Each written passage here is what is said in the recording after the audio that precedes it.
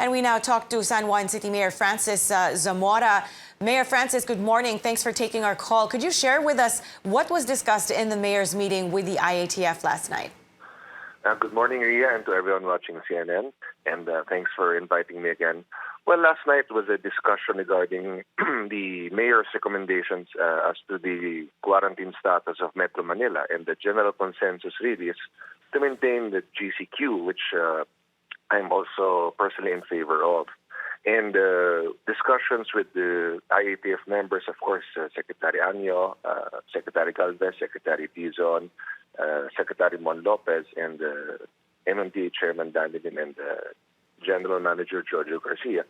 And of course, DTI Secretary Mon Lopez was correct in saying that it's not anymore the health or the economy, but it is now the health and the economy. So it is preparing to open up additional operating capacities of businesses. So even if we retain the GCQ status, it is possible to still slowly increase the operational capacity, meaning the number of employees that can work, the number of customers that establishments can allow to enter.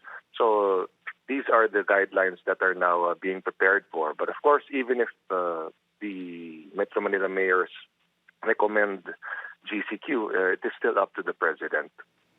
All right. So, Mayor, there were suggestions to further open up the economy, given the recommendation of maintaining GCQ. So what would that look like if ever it was implemented?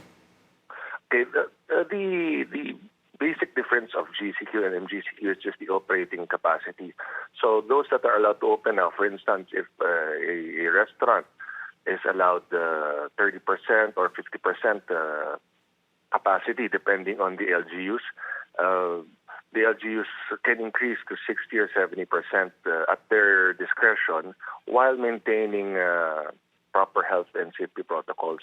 There are some items that have been delegated to the LGUs to decide on, and one major factor really is the fact that LGUs have different terrains.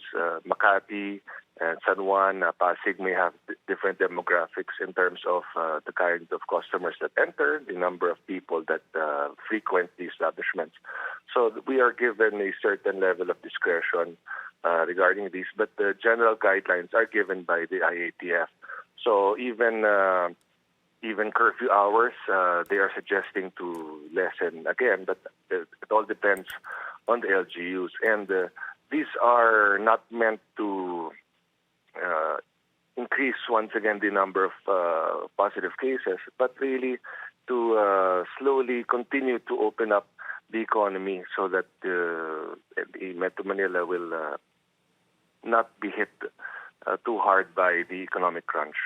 Right. Mayor, what's the projected length of the recommended quarantine protocol? Is it something that should be reviewed monthly or every 2 weeks? Well, at the start of the community quarantine last March, it was being reviewed every 2 weeks. But the last time we made the decision, it was implemented for 1 whole month. So I would think that it would be for 1 month again. But what we are seeing really is a sharp decrease in the number of cases here in Metro Manila.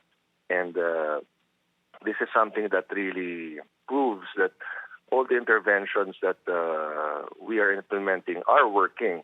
And specifically the trace, isolate, test, and treat, it is proving to be very worthwhile at this point, because we can see that indeed the numbers are going down. Also, localized lockdowns are working. Meaning you don't have to lock down an entire barangay or entire city or the entire Metro Manila just because there are areas that have positive cases. So localized lockdowns are really working. And for instance, here in San Juan, we just had our data computed last night, and we are down to just 226 active cases. With 2,413 recoveries and 73 deaths. So we've been implementing localized lockdowns in certain streets, certain compounds, certain buildings. No need to lock down the entire barangay or the entire city. So these are working for us. Right, that is certainly good news for your city and the rest of the metro. Mayor Francis Zamora of San Juan, thank you so much for joining us this morning.